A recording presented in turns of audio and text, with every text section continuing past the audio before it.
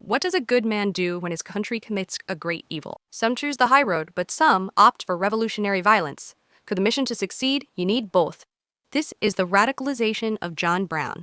By the early 1850s, John Brown had had enough. He wasn't just an abolitionist. He believed in racial equality. In the 19th century, John Brown was a real one.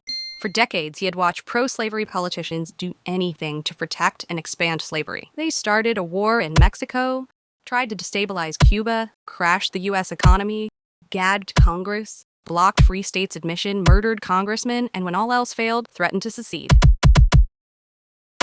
It's not like the opposition was putting up much of a fight. Anti-slavery politicians kept bending over backwards to appease the pro-slavery faction. The abolitionist movement wasn't very effective either. They were small, religious, and passive, more about prayers than plans. They preached civil disobedience and moral suasion, aka tried to convince a slaveholder to free his enslaved people by appealing to his sense of morality. It wasn't going well. While abolitionists got their books banned and their asses kicked, slavers wrapped up win after win. Writing congressmen and taking the moral high ground was doing fuck all for enslaved Americans. In the early 1850s, John Brown's fight against slavery was as peaceful as his fellow abolitionists. He moved to the Kansas Territory, started a homestead, and voted for Kansas to enter the Union as a free state. In short order, the pro-slavery faction in Kansas, the Red Shirts, burned Brown's home and put a hit on him and his sons. Then they burned and murdered their way through the anti-slavery headquarters of Lawrence, Kansas. That's when John Brown broke bad.